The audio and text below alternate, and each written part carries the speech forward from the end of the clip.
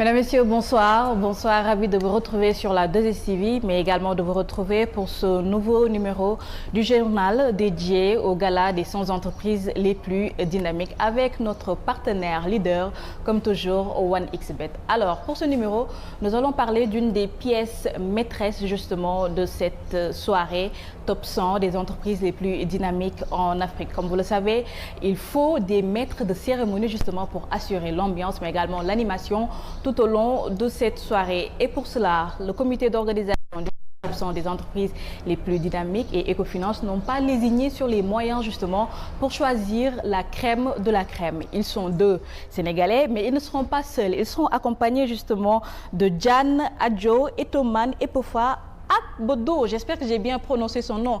Elle nous viendra du Togo justement pour animer cette soirée. Mais comme je l'ai dit, avec nous sur ce plateau, nous sommes en présence de Didier Boups. Il n'est plus à présenter. Didier, bonsoir et merci d'avoir accepté notre invitation. C'est avec plaisir. Bien le bonsoir à vous et bien le bonsoir aux téléspectateurs de la 2STV. C'est avec beaucoup de plaisir que je me retrouve avec vous sur ce plateau du journal des 100 entreprises les plus dynamiques d'Afrique. Et en face de lui, nous avons Yakham Cham qui n'est plus également à présenter le meilleur du meilleur, comme je l'ai dit, la crème de la crème. Yakham, bonsoir. Bonsoir Khadija, c'est un plaisir de te retrouver, mais aussi un plaisir de retrouver les téléspectateurs de 2STV, justement pour parler de ce très grand gala. Très bien, justement en parlant de ce gala que vous avez déjà eu à animer, il me semble, mais lors des éditions précédentes, on parlait justement du gala des top 100 des entreprises du Sénégal. Mais cette fois-ci, on parle des 54 États d'Afrique. Comment appréhendez-vous la chose? Alors j'ai eu la chance vraiment de participer à la première édition. Si je ne m'abuse, c'était en 2014. Alors c'était plutôt les 100 entreprises les plus dynamiques du Sénégal. Alors nous en arrivons à l'échelle africaine et c'est pour moi un très grand plaisir puisque l'Afrique nous est très chère et nous ne pourrons certainement pas développer ce continent sans les entreprises et en plus des entreprises, mais dynamiques. Alors, je pense que nous aurons beaucoup de découvertes, oui. Les Sénégalais et nous-mêmes, par rapport à ces entreprises africaines. Alors, ne ratez surtout pas ce grand rendez-vous de l'Afrique. Ne ratez pas ce grand rendez-vous de l'Afrique. Didier, alors quel rayonnement entendez-vous donner justement à cet événement? Écoutez, il faudra absolument faire de telle sorte que ces entreprises qui travaillent pour l'Afrique, qui travaillent pour toute l'Afrique, soient mises en exergue, soient montrées, bien présentées. C'est notre travail, mais quand même, il faudra justement travailler à ce que l'ensemble de ces entreprises leaders puissent tirer l'Afrique vers le haut. C'est pourquoi nous sommes encore là pour vous montrer, pour décortiquer, pour, avec le cabinet Ecofinance, travailler à ce que ces entreprises-là soient bien sûr mises sous les projecteurs. Avec ces deux-là, je vous assure que vous n'allez rien rater de la soirée. Alors oui, comme il vient de le dire, Ecofinance quand même a un modèle assez spécial. Absolument. Comment, on sait que vous êtes des professionnels rompus à la tâche, hein, on n'en doute pas. Oui. Mais comment comptez-vous gérer, parce qu'on va passer du traditionnel au moderne et comme vous l'avez dit, décortiquer les entreprises qui vont passer sous les projecteurs. Comment est-ce que vous allez faire? Alors le traditionnel et moderne, oui. Je pense que c'est d'actualité. Oui. Enracinement puis ouverture, tout simplement. Alors comment nous allons approcher tout cela avec beaucoup de fierté et comme vous le savez, il y a aussi un protocole à respecter derrière tout ça. Puisque comme vous le savez, c'est les 100 entreprises non seulement de notre très beau pays, le Sénégal, nous félicitons justement les entrepreneurs, mais aussi de l'Afrique. Ils vont nous venir d'un peu partout et la particularité justement de cette année, c'est qu'il y aura un MC et deux autres maîtresse de cérémonie. Et ça, je pense que c'est aussi culturel. Nous aurons notre très cher Boub, ce qui sera au devant de la scène, avec ces deux femmes de l'instant, oui. J'allais dire. C'est important. Alors oui, Didier, on sait que votre particularité, c'est d'être polyglotte. Vous parlez plusieurs langues. Et on parle de 54 pays qui vont venir assister à ce gala. On peut dire que ça va apporter ou ça va peut-être faciliter la tâche. Oui, ça va faciliter la tâche. Il faut qu'on soit en mesure de parler anglais pour ceux qui viennent du Nigeria, de l'Afrique du Sud, ceux qui viennent des pays anglophones. Nous avons une particularité aussi d'être un pays francophone. Donc, les anglophones seront là, les francophones seront là, peut-être même d'autres langues.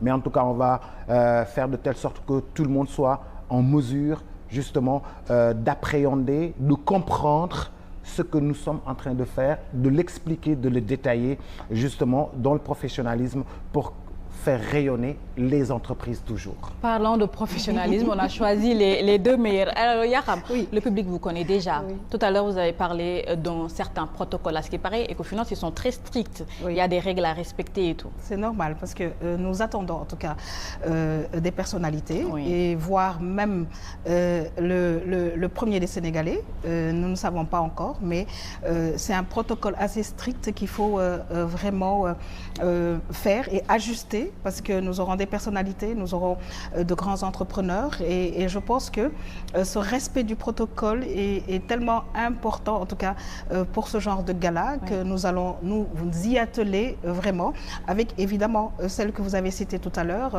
l'autre MC qui nous vient aussi d'Afrique. Du Togo. Exactement. Et je pense que ce gala, en fait, a quand même reçu pas mal de personnalités, oui. Notamment des présidents de la République, des premiers ministres d'autres pays. Et nous attendons, en tout cas, beaucoup de personnalités. Et comme je le dis, tout protocole respecté, c'est ce qui va se passer, Inch'Allah, lors de ce gala des 100 entreprises les plus dynamiques d'Afrique. Et j'insiste sur l'Afrique, puisque c'est notre continent et nous comptons développer ce continent avec justement ces entreprises. Très bien. Et c'est le Sénégal qui reçoit, on parle de l'édition au Teranga, justement, chers amis téléspectateurs, pour vous permettre de mieux comprendre comment ce duo de choc marche. Je vous propose de regarder ce petit extrait et de revenir tout de suite après. Bonsoir DJ Booms, bonsoir à vous qui êtes là ce soir avec nous, ici au King Fahd Palace. Nous sommes là ce soir pour saluer mais aussi primer les entreprises les plus dynamiques d'ici et bien sûr du Sénégal mais aussi d'Afrique.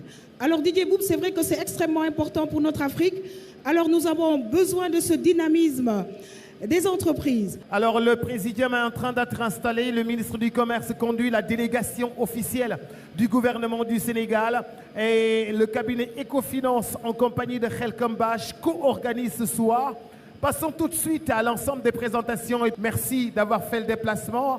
À tous les directeurs et les chefs d'entreprise. Alors oui, DJ, comme nous l'avons vu sur ces images, je pense que la mayonnaise a déjà pris, le duo marche. Alors peut-être pour terminer, un message aux entreprises, mais également aux personnes qui vont venir assister à ce gala.